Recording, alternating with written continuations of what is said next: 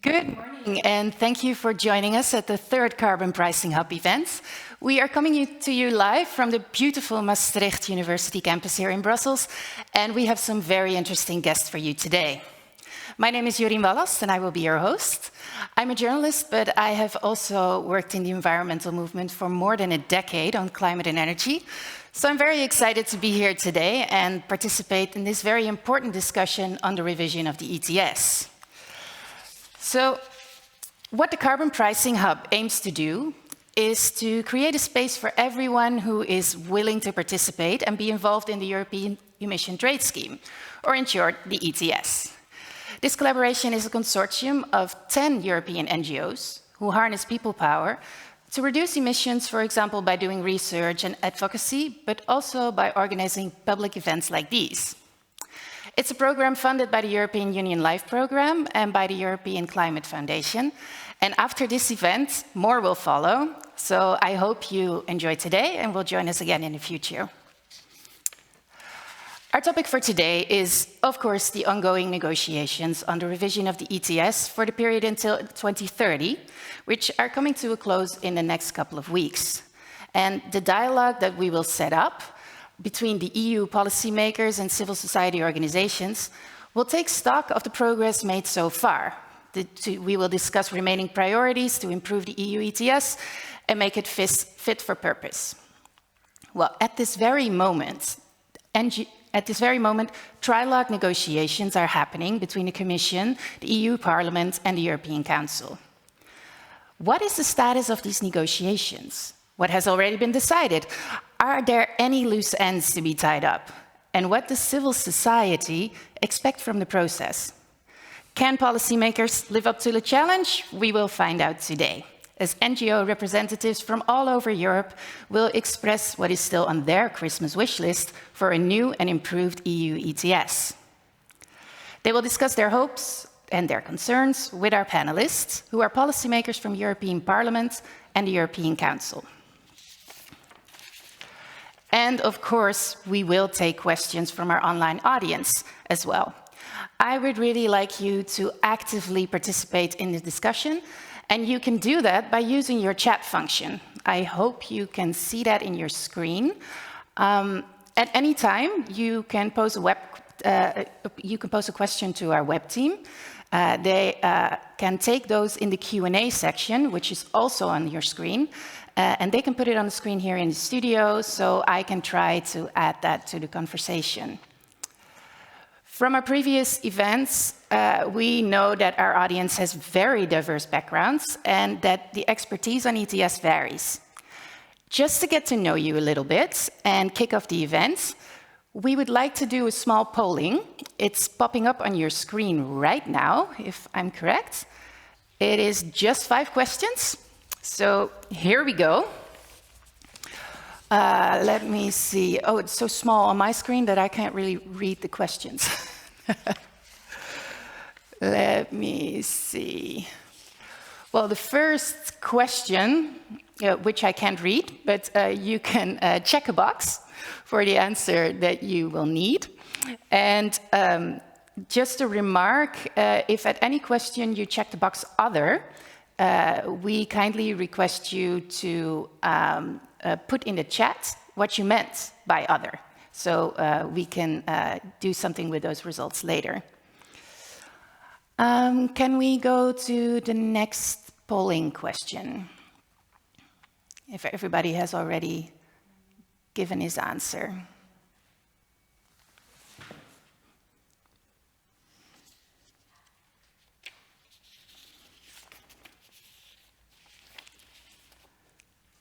Let's see. I see you can answer all the questions in your own pace. So that is good news. I would say go for it. And as soon as everybody has been answering, then we can see the results here on the screen. And probably you can see them on your computer as well, but I would have to check. Let's give you just another short minute, and then we can see who you are.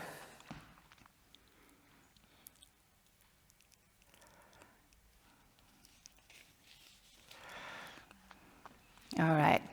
I'm looking at our web team right now. Did she receive all the answers? Okay. Well, thank you for participating. I am just checking to see if I can see the answers. I see there's a lot of people from the NGOs, but also industry.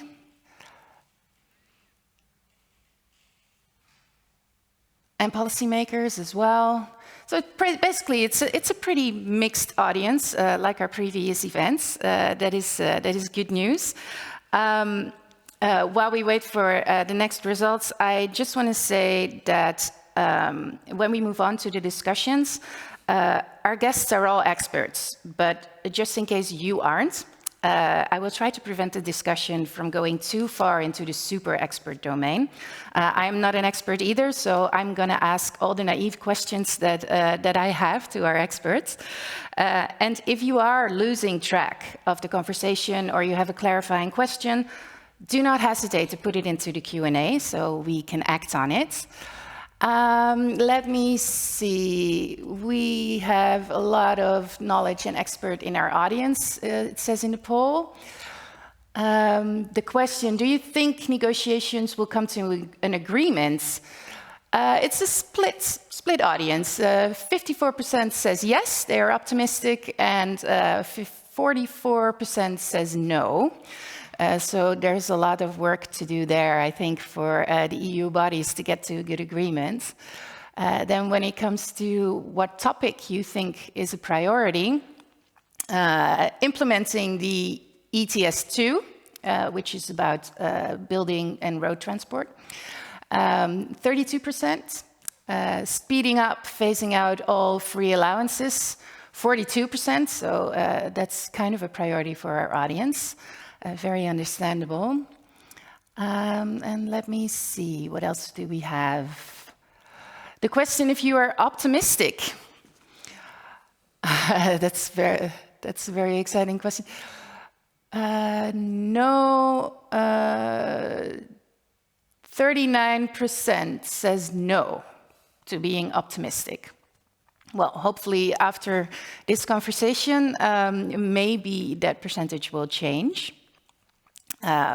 Positive is also 32%, so it's kind of a split audience as well. Probably like a third of you are still deciding what side you're on. That's good news. Let me see. Let's move on to the discussions, because that's what we're all here for. As you can see, if we zoom out a little bit, I am not alone in the studio right now. I will introduce all the speakers, but first, let me take you through the program of the next 1.5 hours. We have representatives from 4 different civil society organizations who will be joining us here in the studio and online. And they will take turns in introducing their wish list for the ETS negotiations.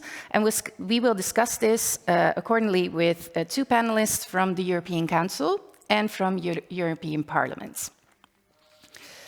Topics will involve carbon leakage and CBAM, ETS revenues, the Modernization Fund, the Social Climate Fund, and much more. So lots of interesting things for you to hear about and participate in. And after we have discussed all topics with our guests and with you, our audience, we will wrap up around 12. A video registration of this whole conversation will be available online soon, so if you are interested, you can watch again. Well, before we start with the first Christmas wish list, let's introduce our studio guests. To my right, if we can zoom out, yes, hi, Romain Logier. He is from WWF, and you have published recently a rather explosive report on ETS revenue expenditure that we will discuss later today. We also have a guest arriving a little bit later. That's Mr. Peter Liese. He's the official rapporteur on ETS for European Parliament.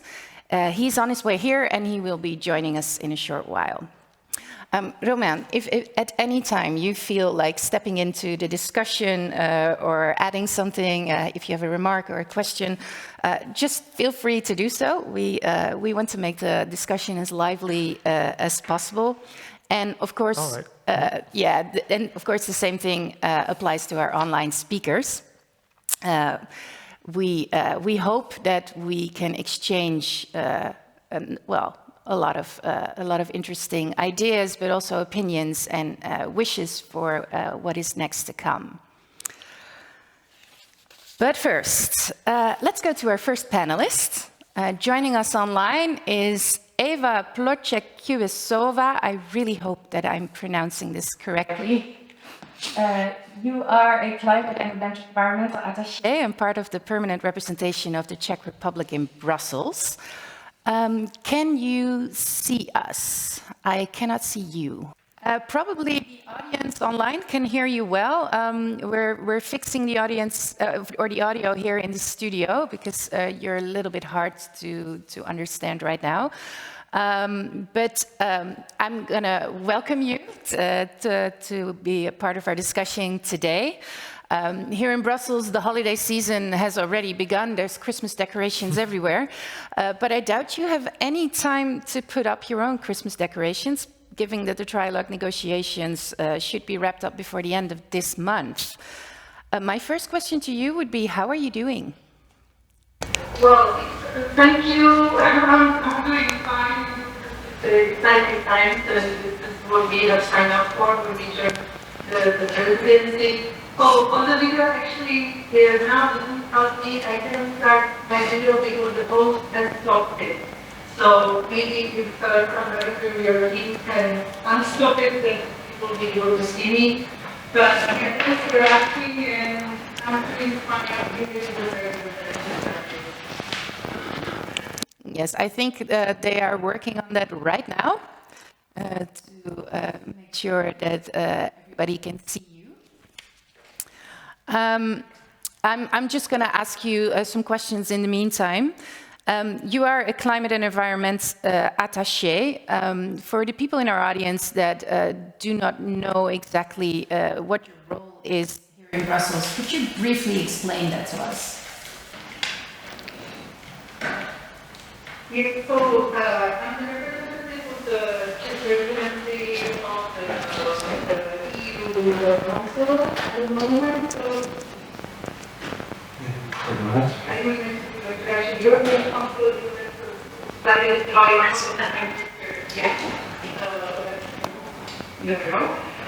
I do at the moment is I have the chair of the working party for the environment and climate issues, and I lead the negotiations for the member states on the Fit for 55 package, mainly on EU ETS negotiations, and I am supporting also the procurement regulation and for the EGAM, with our EU and advocate processes. So this is the main topic of my days and nights. Yes. And from your perspective, can you give us some insight in what is happening in the negotiations right now? Well, the negotiations still with the division of the second for the year and a half now on hold and this for the parliament. Well, we did negotiations with parliament in July, and there is the political pressure, of course, from the Israel and from the education, but I think also from civil society and other players, including the industry, to also these negotiations as soon as possible. So that's what we are aiming at. That we will try in the next 2 weeks to see where there is room for agreement between the parliament and the member states that mirror the Czech Republic. Yes. And how do you view the situation? Are you confident you will get to an agreement in the next couple of weeks? You know, I think the Poland is, and the answers were quite accurate. It is really, it split, you know, there is a political will. We are working hard, and I know the rapporteur is not there yet, so I can give him some credit as well. You know, he and his team are working very hard on this as well. At the same time, everybody is aware that this is a very big piece of legislation and it's new cars coming in into emission trading, and there are lots of amendments that need to be made. So there is political will, so there is hope. At the same time, the number of oppositions that they are facing at the moment is big. So the next 2 weeks will be, I think, really, really intense. And I think we will see, you know, that we have the trial planned for 16th of December. So, of course, we will try. And it will depend on the flexibility that both of the institutions, as well as the European Commission, can bring to the table. Yes. I just have a question from our web team. If you can try switching on your camera now. Hello. I hope you see me now. Hi. That is better. Yes. Oh well, that's good news. It's easier for us to have a conversation if we can see you as well. So welcome again. I have one more question for you. If you would have to pick like the most difficult subject in the trilogue negotiations right now, what would it be? Which part of the package? Thank you. Well, it's difficult to choose. You know, we have, as I mentioned, in the proposal that we have so many open issues, and I think the reason why we have so many open issues is a lot of these issues are interlinked and interconnected. This is a market-based mechanism we talk about, and the measures that we take, we should not take them lightly, and they have to work together. So, in a sense, you know, what could have been done separately, for example, on the technical level, because there are technical adjustments, or you know, the clusters can stand by themselves. That will have some good progress made. You know, we had a good progress on market functioning, on Article 29A, there's price fluctuations, and on the functioning of the market and the players who have access to the market. Also, at the last trial, my colleague Alex had successfully agreed on the maritime cluster. So what would have been separated was been separated. What is left are things that are interconnected and that you cannot really deal with separately because they influence one another. So from the open issues, of course, the free allocation and scope is a big one. We're setting up new rules for how the free allocation should be awarded to installations. We're looking at the scope, you know, what should be in, what should be out, what should join at what time, and of course how the Commission should analyze the impact of this.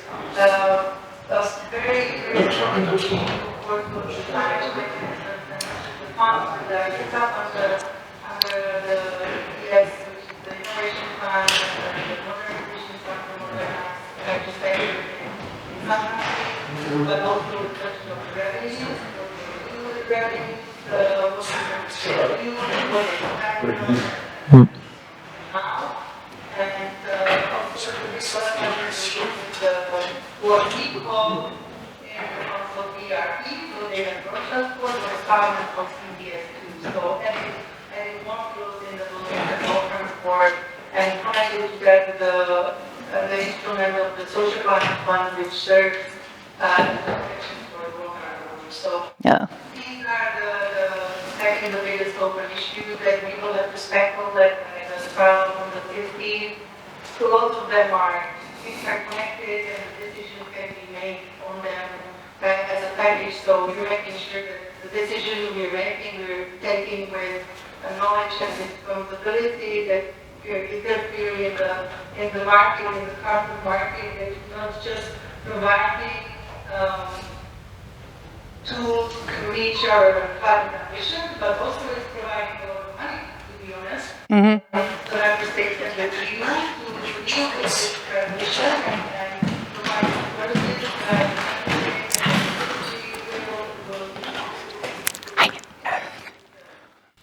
Yes. Yes, yes. As you can see, our next panelist has arrived. Mr. Peter Liese, Official Rapporteur for the European Parliament on ETS. Welcome to our discussion here today. We will get back to you soon.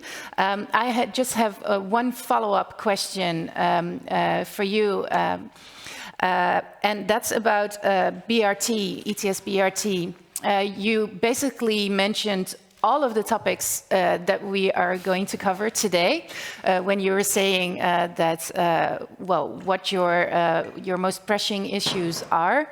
I have one question about ETS2, which would add building and road transport sectors to the ETS in a separate system. Some MEPs stated that if ETS2 is not adopted by the end of the year, that could tank the whole Fit for 55 package. And my question, my final question before we move on to our next panelist would be to you. How do you view this situation? Are you confident that you are able to resolve issues when it comes to ETS2 or ETS BRT, as you call it? Thank you. Let me make a great question, and you know, it's a tough one to answer. As I mentioned, you know, we work very hard with the same for the and the scheme to see what the compromises could be on all issues, including the PRT, where we had fundamental differences in the positions between the Parliament and also the same with the social plan.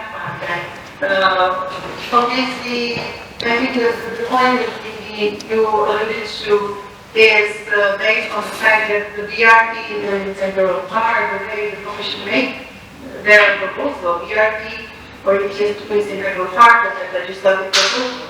So there is no way that you can have agreement on ETS if you don't have agreement on the BRT and also on the social plan fund. So in that sense, if we don't find a common ground on the ETS, it is a real threat that we cannot have any agreement on the ETS by the end of the year. But also, it's not the end of the world. You know, the fact that we will not really agree to it doesn't mean this is the end of the world and it's failure of the Fit for 55 package. We have already closed important files of the package.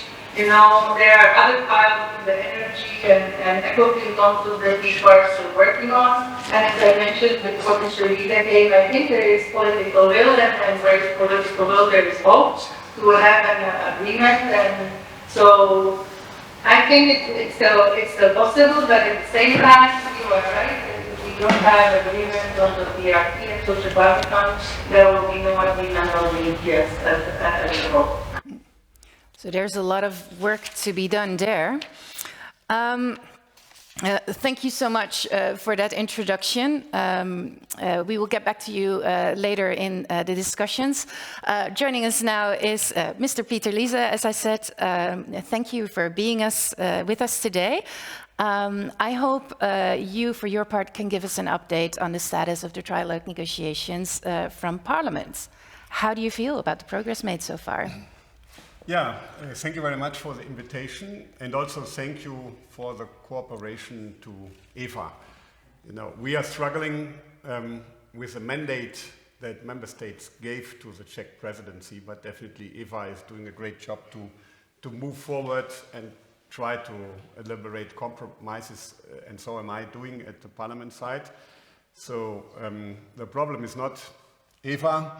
I hope the problem is not me, but we have also people that give us a mandate or don't give us a mandate. And it's of course it's logical that we have a lot of tension and a lot of discussion because it is the biggest file ever that we have treated in the European Parliament when it comes to climate and environmental policy.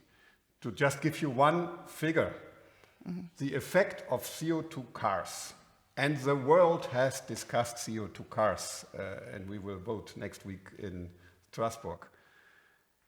The CO2 cars legislation, as it stands now, will save until 2030, and that's the Fit for 55 is all about, until 2030. It will save 60 million tons of CO2. The ETS, if we take a middle ground between the Council and the Parliament, will save 1,500 million tons of CO2. It's much, much bigger. It affects much more people, not only the car industry, but all industry, almost everybody in Europe.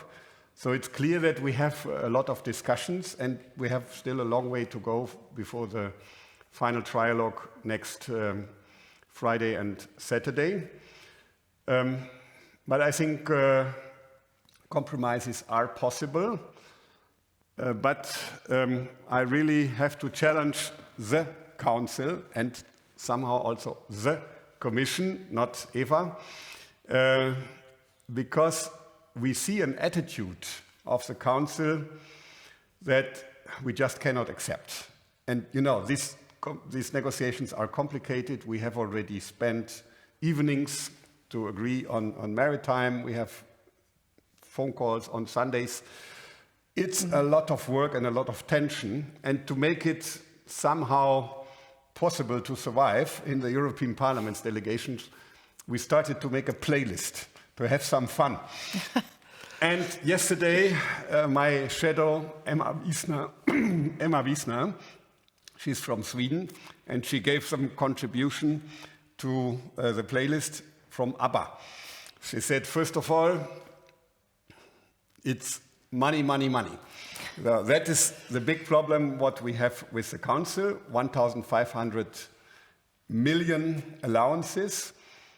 And there is somehow the assumption, mainly by the national finance ministers, it's all ours. It's member states' money, so Eva, not take it personal, but Emma Wiesner said, the Council's attitude is gimme, gimme, gimme. And also, the Council's attitude is dire straits, money for nothing. So, no commitment in legal form where the money should be spent for. For example, on the Social Climate Fund, the Commission made a proposal with very clear points how the money should be spent and a co-financing of member states, so that 50% of the money that comes from the ETS2 or ETS BR3 is spent for a clear purpose. And I cannot blame the Czech presidency, but I can blame my government in Germany. In the current energy crisis, they pay the gas bill of millionaires. They gave a tank rabat for gasoline and diesel, also for those having big cars and have a lot of money. It should be more targeted. And that's why we don't want money for nothing. We want money to be spent on purpose. And one challenge that we have, and it's getting more and more important in these days, is the Innovation Fund. We have told industry, you need to decarbonize. You need to get rid of the free allowances. You need to go for carbon-free steel, chemicals, and so on. Yeah. And we said, we take away the free allowances and you will get the Innovation Fund. But now, in the Council's mandate, the Council empties the Innovation Fund twice. In the ETS mandate, it's much less than the Commission has suggested and than we want. And then they take it the second time for financing Repower. And I'm really angry with the finance ministers. I got a call from a German government representative yesterday, and he said, oh, if we go for the Parliament's position, Germany will pay more than we get. And I challenged this German representative, isn't it about Europe here? Repower is for getting rid of Russian gas. Shouldn't we have cross-border electricity lines shouldn't we have LNG terminals that supply not only one member state? How can you look at only the national envelope here? And shouldn't we have carbon-free steel for the European automotive industry and not only look at national financiers' pockets here? Yes. This has to be overcome, otherwise there will not be a deal. So I can see you're really in the middle of negotiations. I can tell by the fire with which you are bringing across your points. What I gather from your story is that basically the question is, where did all the money go? Which happens to be the title of a report that WWF has just published about revenue expenditure of ETS funds in the last 9 years. Thank you for sharing your first thoughts about the negotiation process with us. Let me introduce to you Romain Loger. He is from the Hello. WWF. And he is also the first speaker that will share his ETS wish list for Christmas with us. Romain, can I give you the floor? Yes, thank you very much. And hello, everyone. So I'm Romain Loger from WWF European Policy Office, and I'm coming here with a lot of data, but no fears, it's not too complicated. And I also, I'm in the slightly uncomfortable position that Mr. Liese has actually made all of my points. So this ETS debate is indeed about the money, and that's how we've titled our report, which came out last week, Where Did the Money Go? So here's a copy for Mr. Liese, and I would have liked to hand over a copy to Eva, but since she's joining online, I will just show some of the media attention in the Czech Republic that this paper has been receiving. So I think there's a lot of attention for EU citizens who want to know indeed where did the money go. So in this report you will find a lot of facts which I think are very helpful because it looks at the nine last years on what happened about the use of revenues, and that can inform what's coming up for the next decade. So I think there's a lot to be learned in the negotiations about those key amendments which can be made and which are going to make a difference on the use of revenue. So I brought with me a few slides.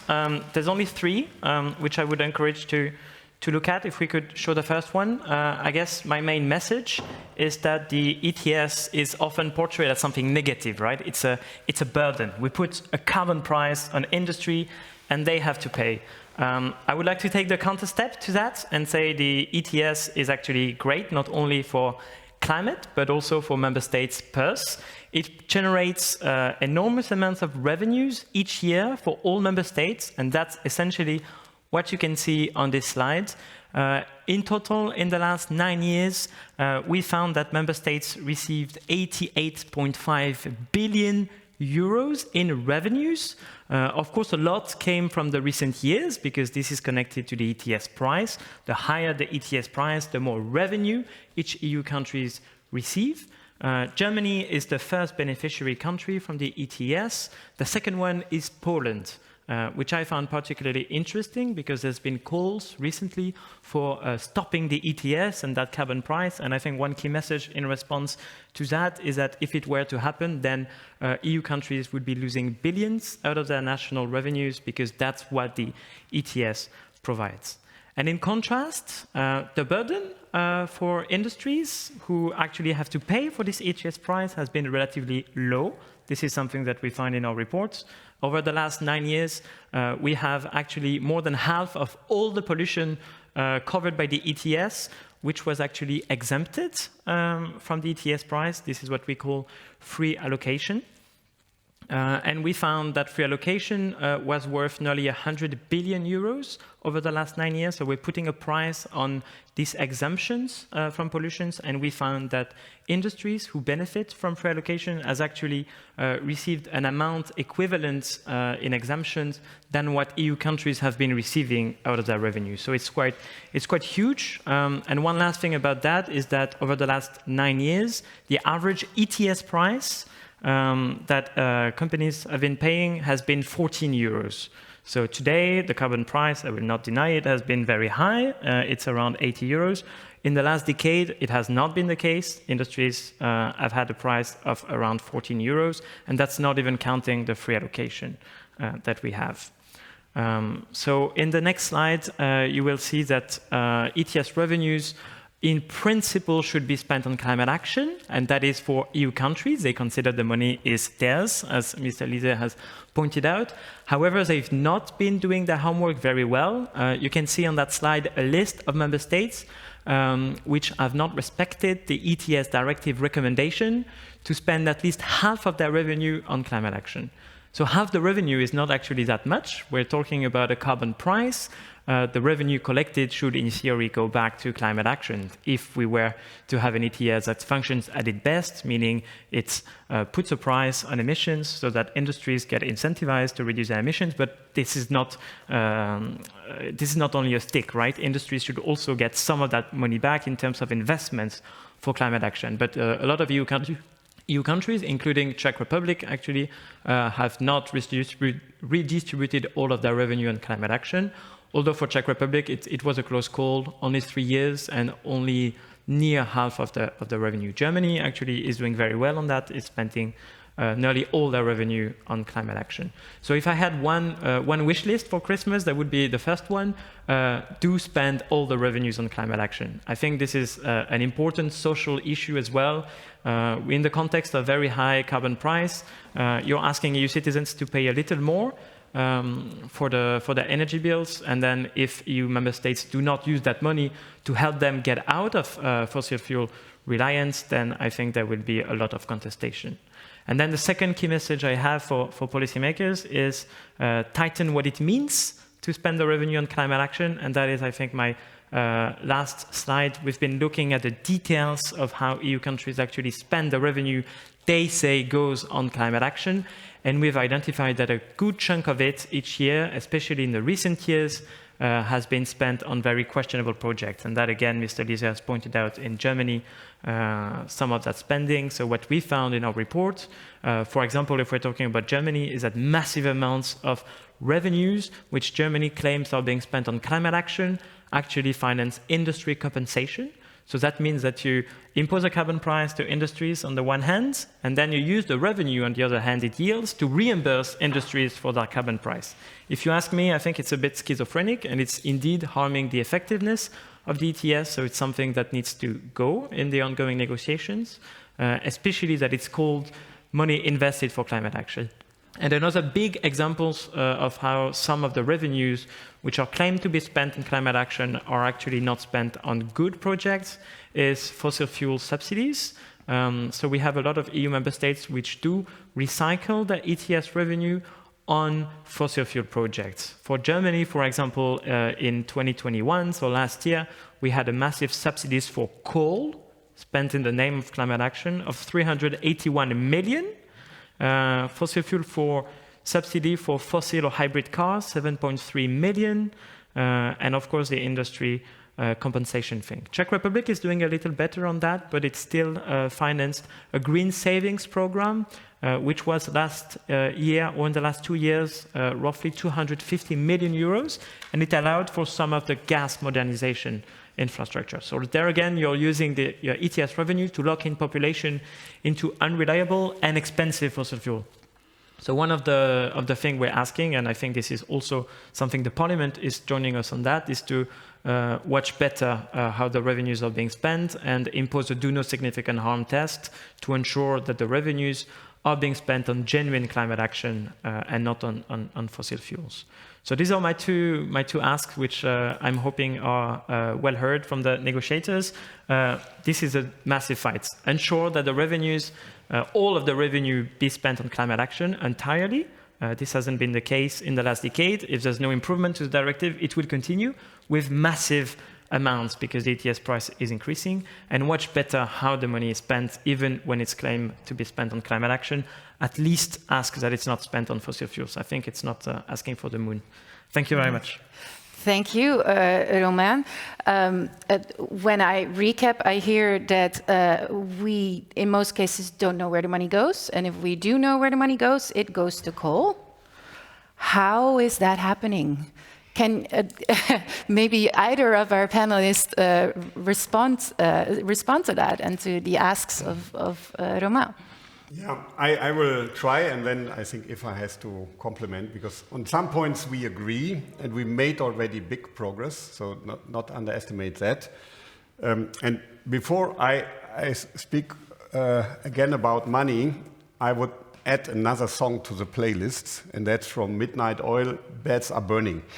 The lead singer of Midnight Oil was the environmental minister of Australia, and I think it's all about climate, it's all about saving the planet, and we need to, first of all, have ambition. But the second thing is also we need to design the ETS in a way that it helps to bring third countries along. And here also the right balance between ambition and competitiveness is also important. So that's why I support, and we have already agreed with the Council, that companies that are in international competition and suffer from the high electricity price, like aluminium, they get indirect cost compensation. And that's agreed with Parliament, Council and Commission, and that's a good thing, because we want to continue to produce aluminium in Europe, because if we deindustrialize, nobody will follow us. So that's a point where I agree with the Council, and we have already finished that part, that some carbon leakage protection is necessary. Mm-hmm. On the other hand, we have a strong mandate phasing out any support for fossil fuels. And this is a strong point. Maybe in the past, it was good to spend money on coal and gas to make it more efficient. But we are in another world now. We are in the world of climate neutrality target, committed by everybody that Europe needs to go climate neutral. And we also have led the world here. Others are also going on that path. That's why the investment needs to be to climate neutrality and not less emissions, but no emissions. And I think that's important. Last but not least, and also here a good message, which we have already agreed in the last trialogue, visibility will improve. For now... What do you mean by that? Visibility means that we know where the money goes. We are relying on the study here, and you had a lot of effort to find out what member states are really doing. In future, every project that will be financed by the Modernization Fund, by the Innovation Fund, and hopefully also by the Social Climate Fund will have a European label. And also there is an obligation for the member states to improve the visibility for the national revenues, so that citizens will see where the money goes, and that will help all of us, parliamentarians, public, NGOs, to point on those that are not doing what they should. So there is already improvement during the negotiations and the outstanding questions. I'm also optimistic that we will solve them in a satisfactory way.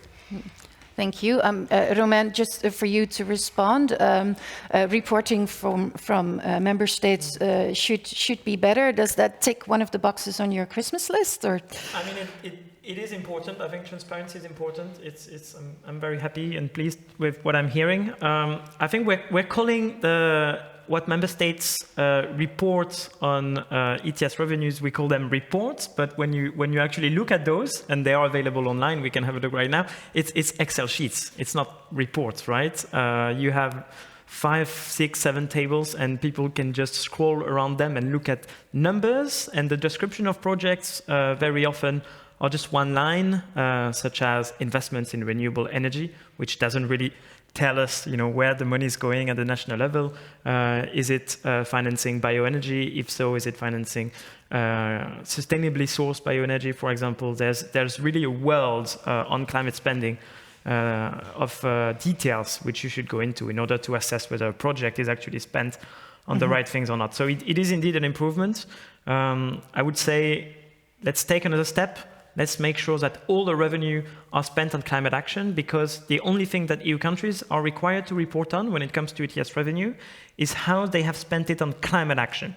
What they have not spent on climate action, we have absolutely no visibility at all where it's been going. So if you also commit to the 100% climate spending on ETS revenues, then it means you're also providing transparency and you go the last mile towards that. Yes.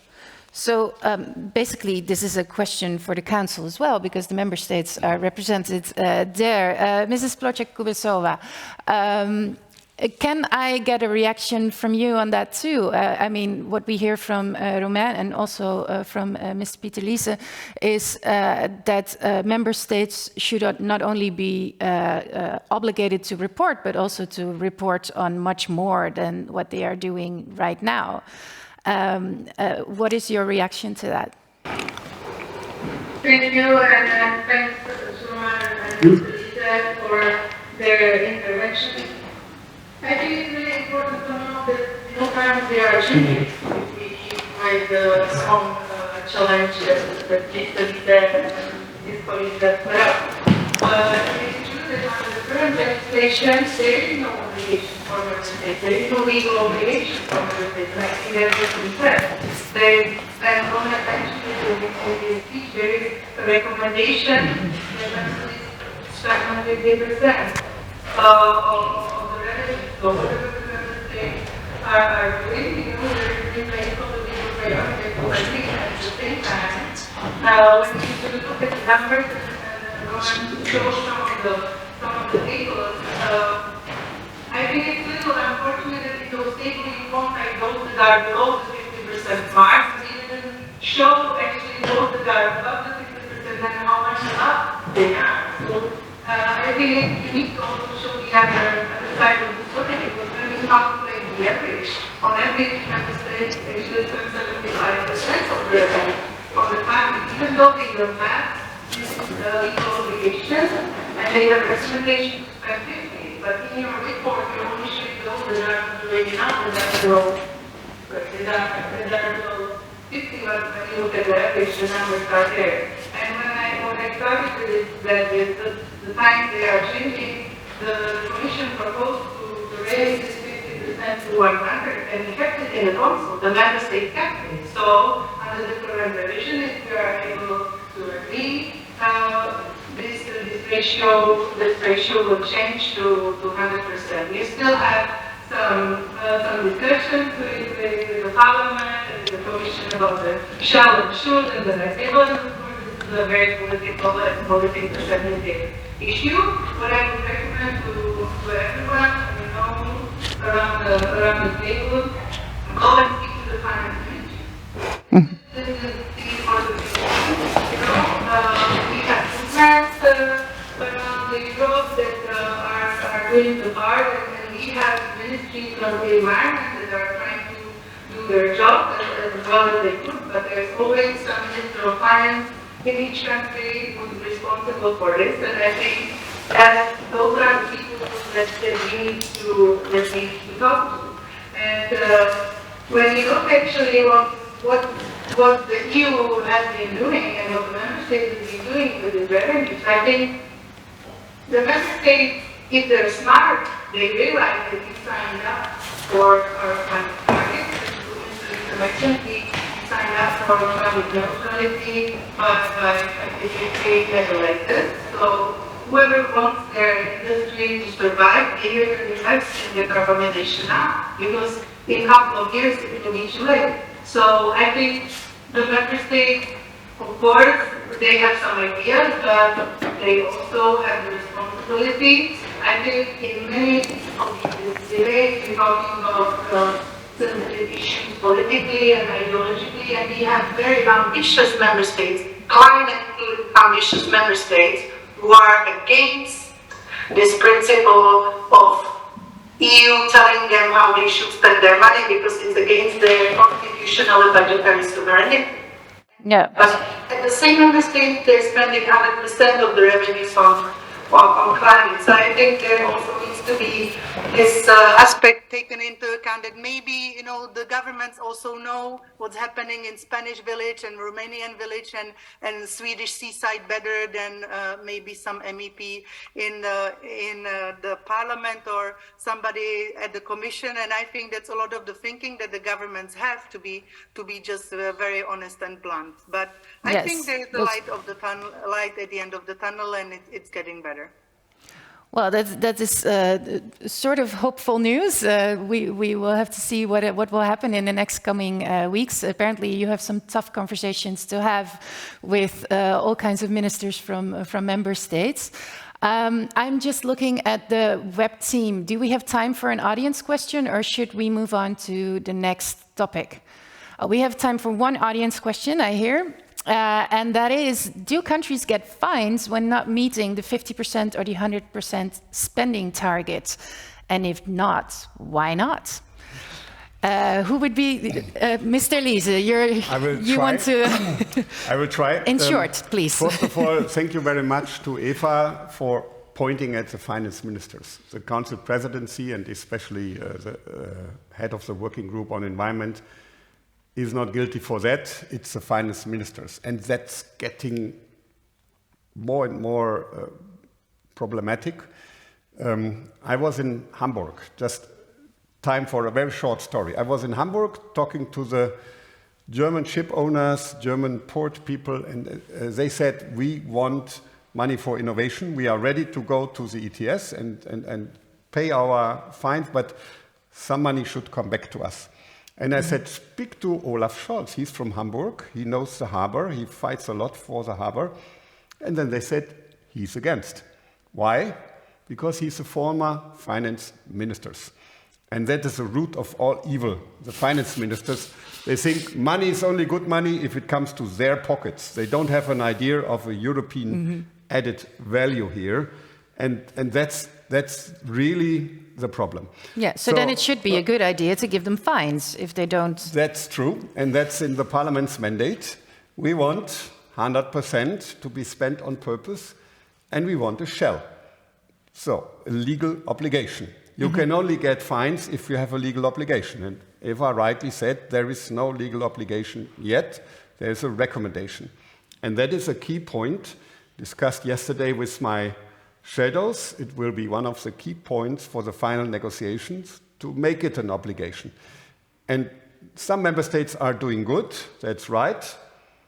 We can discuss about the details, but there are, of course, member states that don't even go to the 50%, and that must change. Yes. Thank you. I think it is time for us to go to our next online speaker. And if I am correct, that should be Klaus Röhrig from Can Europe. Klaus, are you there? Yes, we can hear you. Probably online people can hear you better than we can in the studio, but we'll fix that. Welcome to our conversation about the EU ETS. I'm very grateful that you could make it today. You have a Christmas wish for ETS reform. Go ahead. Indeed. Good morning, and also thanks for the invitation. And also, very happy to be here, and also to see that Mr. Liese and Mrs. Kubuseva, you have time to exchange. My Christmas wish is a bit for us to zoom out a bit and actually, maybe take a bit into account also the song proposal that Mr. Liese was mentioning. The beds are burning. This is still the case. We should also not forget that one of the principal objectives of the ETS is to contribute to the overall EU's efforts to reduce emission reductions, and we're just a few weeks after COP27, where we had a couple of landmark victories when it comes to the loss and damage facility, for example. But overall, we still see that, in the words of Antonio Guterres, the Secretary General of the United Nations, we're still on a highway to climate hell. So even looking into the overall of pledges that came from all over the world, including also the new pledge from the European Union to reduce emission reductions by 55% by 2030. And that also includes, of course, the 1,500 megaton reduction that Mr. Liese also was mentioning by the ETS. We are still not reaching the 1.5 target. So the 1.5 target of the Paris Agreement to limit temperature increase globally still remains on a lifeline, and it's really critical for action in the next years, and especially additional action from the big emitters around the world, including the European Union, to change that and to keep the 1.5 target still attainable. And here we are, of course, seeing some signals also coming from the EU to move maybe from 55 to 57% net emissions, also taking into account the recent other climate legislation conclusions. But this is still far from enough from a fair share that the EU actually has to contribute to the 1.5 target. It's a historical emitter. It has historic emissions that also need to be reflected in the efforts. So NGOs are calling for the EU overall to achieve at least 65% emission reductions by 2030, and then climate neutrality also much earlier than 2050. And I think it's also, we just see that the urgency for moving ahead there is also growing, especially also in light of the growing awareness due to the war and the fossil gas crisis, that we need much stronger climate policy frameworks in order to really wean ourselves off the dependency of fossil fuels in the next years. And here, of course, the ETS plays a crucial role. It's like one of the EU's critical climate policy instruments. It sets a target for 2030, but we see that the ambition that is being negotiated at the moment, also still between the co-legislators, it's really far from the potential that it could have had. We saw some very positive signals in the negotiations, first in the parliament running up to the plenary votes, but quite regrettably, like very strong impulses to really increase the ambition were lost. But nevertheless, we still, I think at the moment in trilogues, there are still a couple of critical elements that are still on the table that we can still strengthen to make sure that at least the kind of cumulative emissions that we will see until 2030 are minimized as much as possible. And there are still a couple of differences between the institutions. So, for example, our wish list also to increase the ambition of the ETS, we would say it's very fundamental to have a strong and early rebasing of the cap. So that means that we actually have the overall trajectory for emission reductions being reduced quite early on, also in line to bring them actually in line with the current level of verified emissions. This can immediately reduce also the amount of unused allowances in circulation, but also is a bit of a reality check for the cap and for the trajectory of emission reductions. And here the Commission and the Council actually have a stronger position. The Commission has proposed a rebasing of 117 million tons immediately at the moment of entering into force. The Parliament has this compromise of the splits, but therefore like a higher rate of reduction. But the splits in the end also really increases the cumulative emissions that will still be available until 2030. So we would really call for the negotiators to consider the one-off large and early rebasing of the cap. And then, of course, also to really tap into the potential of the ETS to also go beyond or push the EU beyond its net 55% target. So maybe combine it also with a higher linear reduction factor.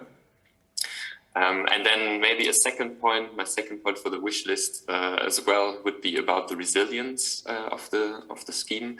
So one element that is also still open and in the discussions of the trilogue negotiations relates to the so-called market stability reserve.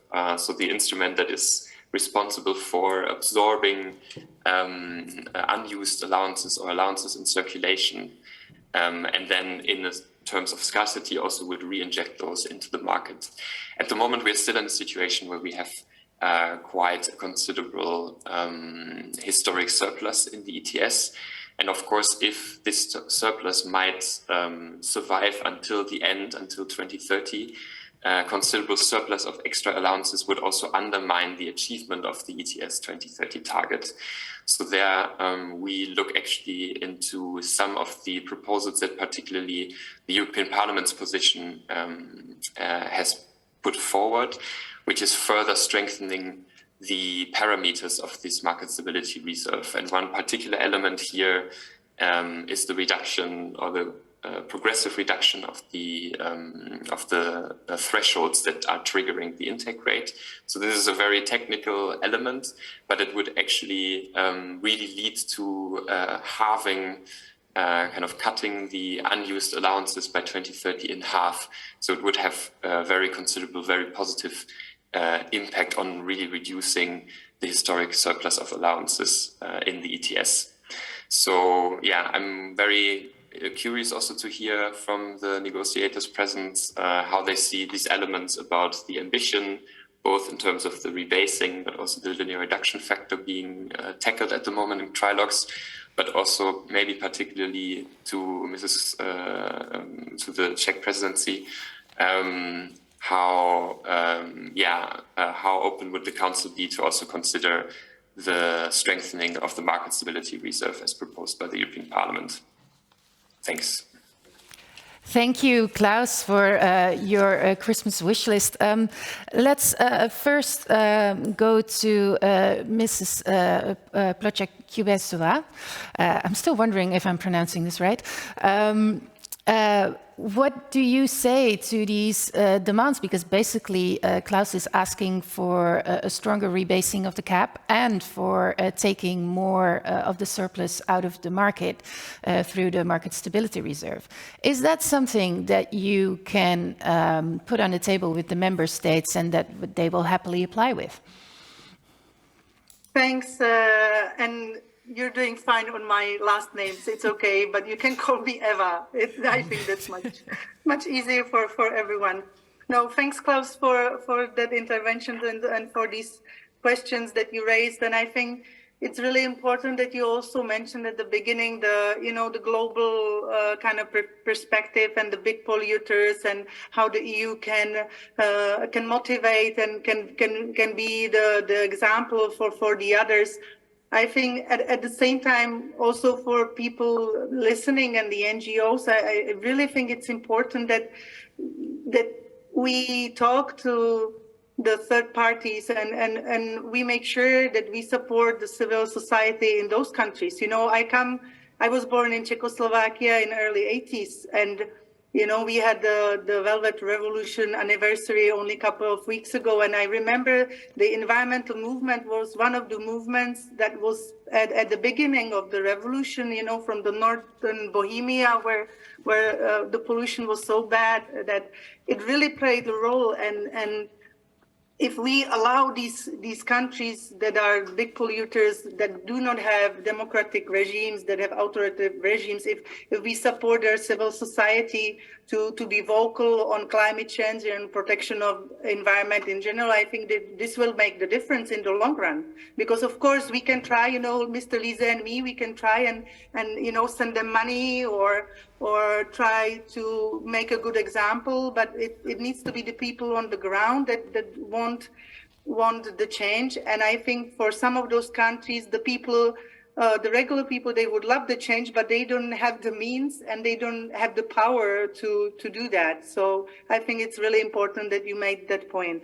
On what we can do within the ETS in the EU, you know, sometimes and it's the same, it's always when people don't know who should solve it, they move the problem to the Environment Working Party and they move the problem to the ETS. So if people couldn't save and solve CBAM and export issue, they moved it to ETS and they moved it to Working Party on environment, let's solve it. If EU didn't have money, let's use ETS as a cash cow. We're supposed to be answer to everything, but we should not forget there are other policy measures that also can help with emission reduction and that are helping a lot. When you look at the developments in the Energy Efficiency Directive, we're stepping up our ambition. The same with the renewables and the repower. We're stepping up our ambition, and those are huge emission savings that will come also in the sectors that are covered by the ETS. And I think it will make a big difference. And we should not forget that ETS cannot do it alone. It is a powerful tool, but also it's a market-based tool, and it's there also to provide the money so we can finance these measures. But there are other measures that we really should push for, and hopefully they can help. On the MSR, well, I'm a big fan of the MSR. When it was first introduced, I was here also negotiating it, and actually the fact that we are now canceling allowances that sit in the MSR was a Czech compromise proposal during the negotiations when the first time we introduced that those allowances should be canceled at some point. And this is what the market needed as a signal. So, there are ways that we improve the legislation. The MSR was probably supposed to be there from the very start of the ETS, then we wouldn't get ourselves in the historic surplus that we have, but I think it's working really well right now. It proves to be working. It's taking allowances away from the market. We will be canceling those allowances above certain threshold very soon. So then, also the signal to the market will be there. Whether we can change the thresholds during the current revision, Mr. Liese will tell you the Parliament has ideas on that. At the same time, the Council was very, very careful and very specific about the fact that the reason why we were able to agree to prolong the stronger intake on the 24% to the MSR from the market until 2030 was that we don't change the way it works. We don't change the thresholds and we don't change the balance. There will be MSR review after proper assessment of the Commission coming up in 2026, and we should look forward how the MSR can help. And it will have to change. It will have to adjust. We will have the global stock take. 6 months after the global stock take, the Commission has to come up with the review of the European climate law. We will be setting up a new target for 2040. We will set up the new legislative architecture for post-2030. MSR will be part of that, and we have to adjust it to the new ambition, definitely. Thank you. I am afraid that we are running behind the time quite considerably. So I'm going to ask all of our guests to be a little bit more short in your answers, which brings me to you, Mr. Liese. Can you give us just like a 3-sentence reaction to this, because the European Parliament does have higher ambitions than the Council on this part. Maybe we can stick to if you are as optimistic about the possibilities as your counterpart on the Council is. In fact, Eva was not so optimistic because she was not allowed to elaborate on a landing zone on ambition. Ambition is key. I don't share the view of Klaus and many others in the NGO community that we are not delivering for the 1.5. If you compare the US target with the EU target, the Americans are not prepared to land at their target. We are overachieving our target. And in 2030, if we both achieve our target, per capita emissions in the US will still be 2.5 times higher. So there's a challenge, and in many other parts of the world. The problem is not Europe. The problem is how to motivate, convince, and push other parts of the world. We are doing what we should do, especially when we come to the, challenge me on that. Well, the problem might not be Europe, but the problem is climate change, right? So it doesn't really matter where the reduction is happening and who is doing better than who. Yeah, but I get your point. So, I mean, I'm responsible for my electorate also, and I was in Sharm el-Sheikh. No progress the 1.5 is only in the figure, but it's not any progress. Europe moved from 55 to 57.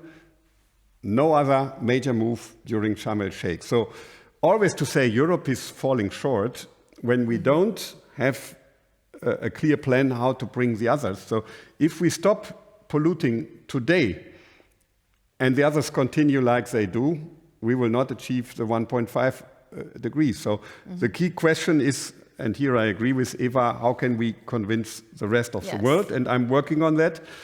On the ambition, we have a mandate. One sentence. It's not possible in one sentence. So then ask me more easy questions. We have a mandate to go almost to 64%, and that's important for the international dimension. We also have more ambition from 24 to 2030, and that's a key point in the negotiation.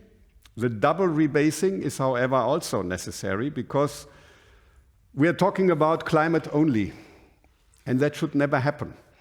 Some people are talking about the energy crisis only, or only how can we get rid of gas from Russia, and don't look at the climate.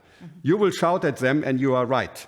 But if we look at only climate and not the crisis that is happening in many households and many companies, we are not doing our job. That's why the double rebasing is for giving ease to those that are under pressure now, and at the same time increasing ambition until 2030 with a higher LRF and with a strengthening of the MSR. That is all important, and the mandate of the Parliament includes the three elements: giving breathing space now, but higher ambition in 2030 and a stronger MSR. Some other elements, no time to discuss about them, but that is the key message I want to give. Both is important. Yes. Well, thank you for that, and thank you for being so brief as you could be. I would like to introduce Stepan Vizi. He's from the Czech NGO Center for Transport and Energy, and you would like to raise the topic of ETS 2. Stepan, go ahead with your Christmas wish for the ETS. Yes, thank you very much. Hello, everyone, and thank you to Peter, Lisa, and to Eva Plocek-Kubešová for taking part.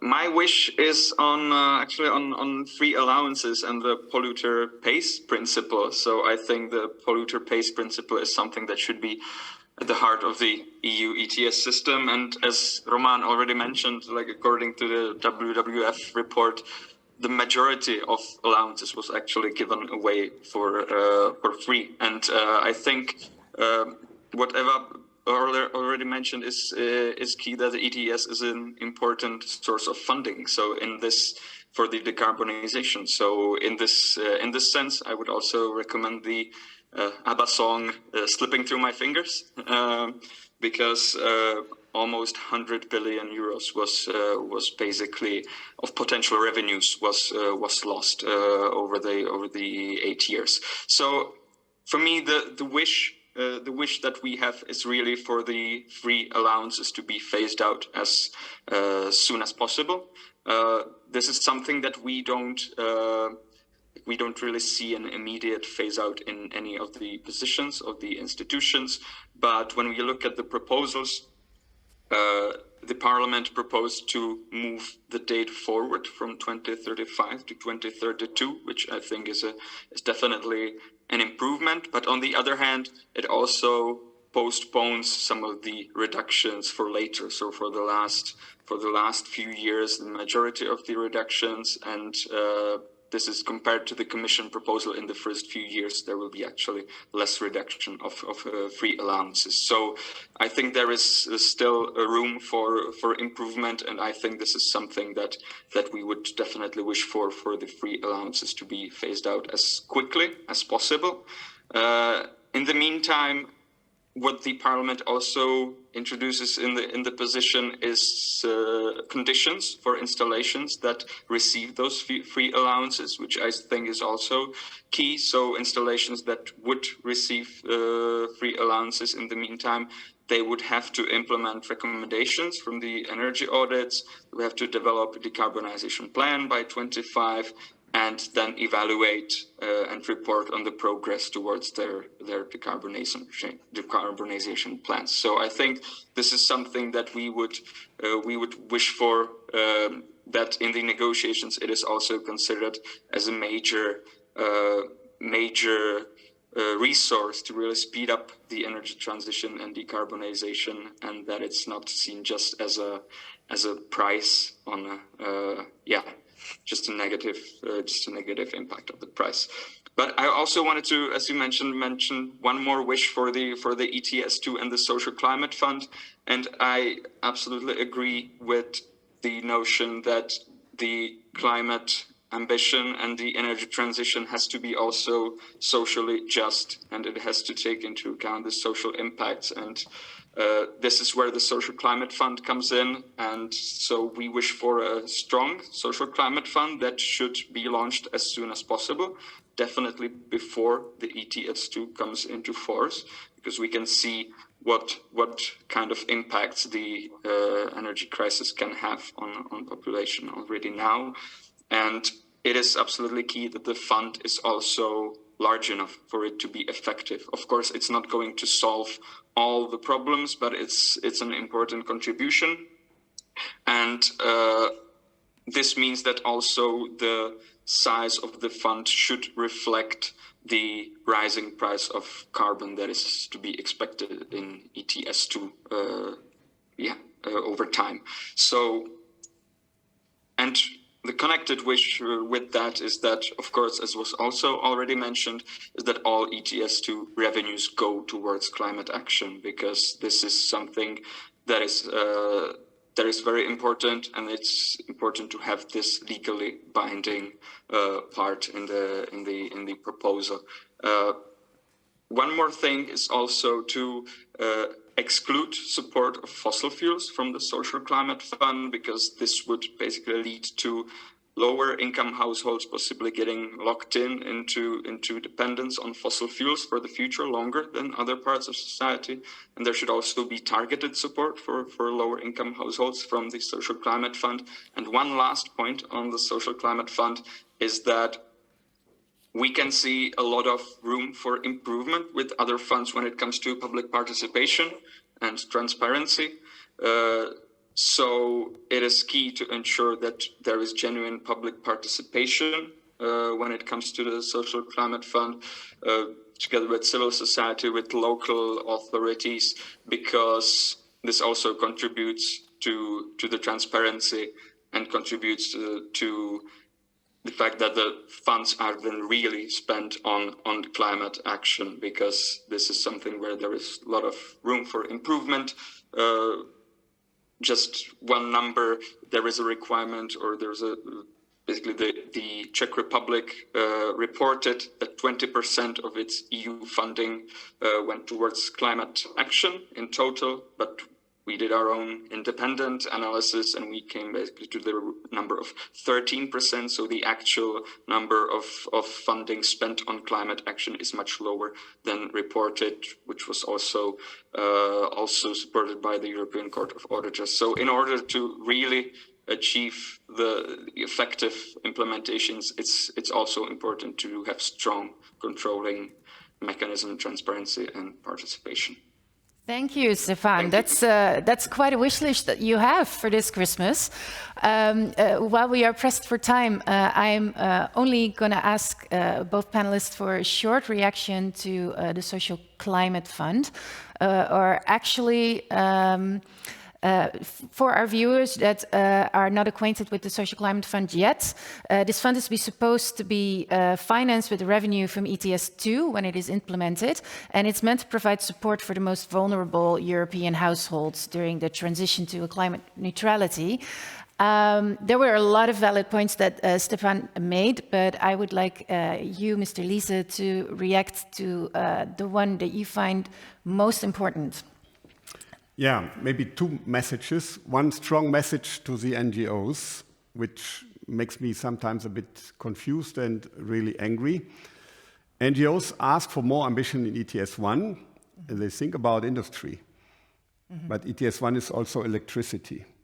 And many of the people that we are talking about when it comes to social issues are also hit by high electricity bills. So to go for more ambition, more than the European Parliament asks in ETS1 will also hit consumers.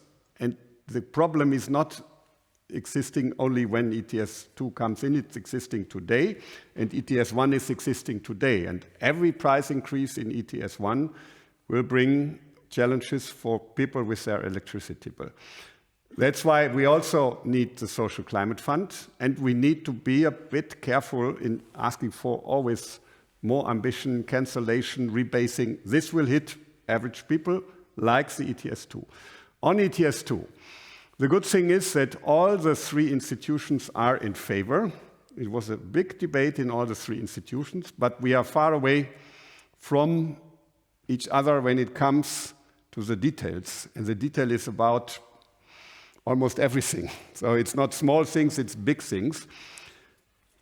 We are ready to move from the European Parliament side. We are, for the moment, of course, insisting on our mandate, but we are ready to negotiate. And the key point is what was mentioned. We need a bigger social climate fund, bigger than in the Council's mandate. And we need co-financing. The Council just deleted this, money for nothing. And we need a very significant amount of money from the Social Climate Fund coming to the people in need before the ETS2 starts for the private. That is key for agreeing us to any deal. Pascal Canfin said, if the Council doesn't move, there is no deal, and I agree. But I'm also optimistic that the Council will move in the end. And Eva is working hard here. I'm working hard. But the key point is no money for nothing, but money for those in need, more money for those in need, less money for the national finance ministers, and money to arrive of those people in need before the ETS2 starts. Well, that's a clear point that you've made. Thank you for that. Eva, as I can call you now, we have in the introduction already shortly discussed ETS2. So if you are okay with that, I'm going to move on to our last wish list, since it is already almost 12. So I would ask our audience if you have maybe 10 minutes more, so we can... because I have another meeting at 12, so I will unfortunately have to leave in 3 minutes. But I wanted to thank you for the discussions and for the interesting questions, and of course to Mr. Liese. You know, we see each other almost every day, and we're, as he mentioned, you know, I want to appreciate the work that he's doing. He's not in a very easy position with some of his shadow reporters and the groups, but where there is will, there is hope. So I really believe together we can manage. So thanks. Every day and every night, because the beds are burning.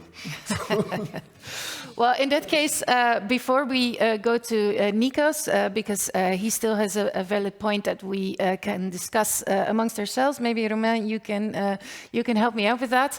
I would like to thank our panelists, Mr. Liese and Mrs. Kubicova, for being here today. I know you're very busy at the moment. I hope you will take something away from this conversation as well that can help you with the negotiations. And I wish you all the best with the busy weeks in front of you. And already a very Merry Christmas. Thank you. Same to everybody. Thank you. Okay, thank you. Well, then we are moving on to our last speaker. I'm sorry, I just have to go through my notes to get to Nikos. He will talk to us about the Modernization Fund. Nikos, are you there? I'm here, yes. Yes. Nikos Mansaris from the Greek NGO The Green Tank. You have prepared a statement on the Modernization Fund. And before we start, for our viewers, the Modernization Fund was created to support 10 lower income member states, all in Eastern Europe at the moment, in their transition to climate neutrality by helping modernize their energy systems and improve energy efficiency. The fund is financed with ETS revenues and differentiates between priority and non-priority investments. And for you, Nikos, your Christmas wish list does not add investments to the list, but you want things to be taken off the list of possible investments for the Modernization Fund. Please enlighten us what that means. The European Parliament suggests. Thank you very much. Thank you for the invitation and also to our two panelists for their participation and contribution so far in this discussion. As you said, the Modernization Fund aims at supporting the financially weaker member states to essentially come to par with where the rest of the EU is heading in terms of the energy model. Now, it is becoming increasingly clear to everyone, I think, especially now with the crisis, that this destination is clean energy in combination with energy savings and energy storage, without fossil gas being a transition fuel. More specifically, we see that the REPowerEU plan essentially doubled the EU's previous fossil gas reduction target for 2030 compared to 2020 levels. And that really does not leave any room for new gas infrastructure. The good news is that there are already member states which are moving in the right direction on the ground with a major increase in the contribution of renewables which displace gas in the energy mix. However, there are also member states requesting new gas infrastructure to become eligible for funding through the Modernization Fund. In fact, this position was adopted by the Council. Now, should this become adopted, it would create two different speeds, so to speak, within the EU, with member states moving towards renewables on one hand, and member states stuck in a fossil fuel-based energy system on the other hand. This would in turn jeopardize the EU's ability to achieve its own 2030 climate targets. Therefore, my question is the following. Shouldn't the EU ensure that its financially weaker member states in particular are aided the most in their transition towards renewables? Wouldn't it make sense to say that it's a major inconsistency in EU policy to ask member states to cut gas consumption on one hand in the next 8 years via the REPowerEU plan, and at the same time encourage them to use EU ETS funds to finance new gas infrastructure? Clearly, my wish list is to have a fossil fuel-free modernization fund in the next period of the ETS. The current, actually. Yes, so, well, that's a very clear wish that you have. Just for me, as a layperson, I don't usually talk about the ETS as much as I do today. What is really interesting to me is that there is a modernization fund that should be able to help those countries that cannot finance the transition to renewable energy themselves. But in the end, it's mostly being used to finance more fossil fuels. How did that happen? I mean, as somebody that is not an expert, I just don't understand how that could even happen within the system. Where's the flaw? Well, the current directive, first of all, the Modernization Fund was established in the previous ETS revision, ended up essentially in 2017. And it had two types of projects. Priority projects, 70% of the fund, and 30% of that would be non-priority projects. Now, the non-priority part allowed for some fossil fuel-based projects, and the battle at that time was for member states to not finance retrofits of coal power plants. They were not allowed to do so at the time, but gas was eligible back then. We have evolved. We have 5 more years have passed. The climate situation has become worse. The need to actually move forward with climate action is increasing. Therefore, we cannot afford to call modernization gas infrastructure. That is why we believe that in priority or non-priority projects, we should not have gas projects eligible for funding. Yes. So then I turn to our other speakers of today, both online and with you, Roma. how do you think that this problem can be fixed in the next couple of weeks? Because as I understand it, all of the EU bodies are not in agreement with each other about this fund and how it should be modernized. Let me see, because I can't see the online speakers. Is there somebody, Klaus or Stefan, do you want to respond, or shall I give the floor to Romain first? Yes, Romain, Yes. because you know all about revenues and how they are supposed to be spent. So please tell us, what is your take on this? Absolutely. I think as an intro, what we can say is that the Modernization Fund is going to be a lot of money for EU countries. Actually, we've calculated that with today's carbon price, EU countries benefiting from the Modernization Fund, so there's 10 or 12, depending on the negotiation line, they will receive about 60 billion euros worth of revenues. And that bag of money, as was plainly explained by Nikos, might partly be used to finance fossil fuel subsidies under current rules. Obviously, a good way to stop that from happening is to change the rules. Fortunately, there is an occasion to do that today, and that is the ETS directive revision. At the moment, it's the Council, so EU countries, which are blocking this from happening.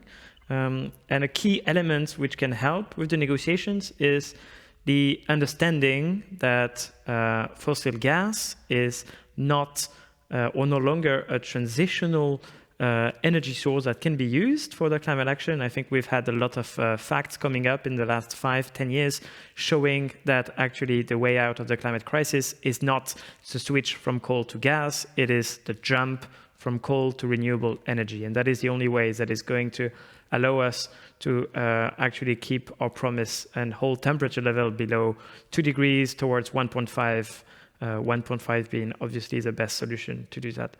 And the war in Ukraine is proving right, actually, to that statement. Fossil fuels are not a reliable energy. And this personally frustrates me a lot when you see countries like Poland and Central Eastern European countries, which are adamant that we need to phase out fossil fuels and get rid of our dependence, especially on the Russian fuel. On the other hand, they keep fighting for these sorts of exemptions in the fund. So this needs to stop. And if I had one joker as well to ask if we are to actually improve how the money is being spent, not only in the ETS, also in the Modernization Fund and also by all EU countries, is to give in to that specific amendment in the Modernization Fund that requires that in exchange for the 60 billion euros beneficiary countries to the fund actually commit to a climate neutrality target at the national level. And this is something that Eva mentioned before she left. She said EU countries are committed to achieving climate neutrality, but for now it hasn't been translated into laws. So EU countries, half of them have a national climate neutrality target, the other half don't, and they probably expect that those countries who committed are going to balance out and reduce emissions faster, but that shouldn't be the case. So one way to ensure that the money would be spent properly is to ask all EU countries to achieve climate neutrality before 2050 and to write that into the legislation. So basically what you're saying is everybody's in agreement that we have to move forward and we have to move faster, and nobody's happy with gas, but nobody's obliged to do anything about it either. Then it comes back to it all being words on paper. Absolutely. Yes. So Nikos, about the jump from coal to renewables, in your country, in Greece, that actually happened, right? Can you tell us something about how that played out for your country? Was it as difficult as everybody says that it is? No, actually, no, it is happening. It hasn't happened yet, but it is happening. We observe it with official data. What's going on in 2022, in the middle of the energy crisis, is the following. We have a drastic cut in fossil gas consumption.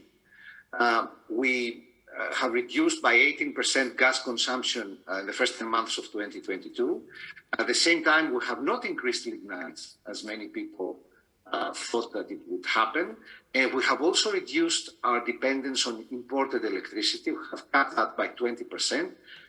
And this miracle, quote unquote, happened through the a rapid deployment of renewables. We have installed 20% of our renewable capacity just within these 10 months. It's really a very good example to show that the transition from coal to clean is possible, and it's not possible despite of the crisis, but it is possible because of the crisis.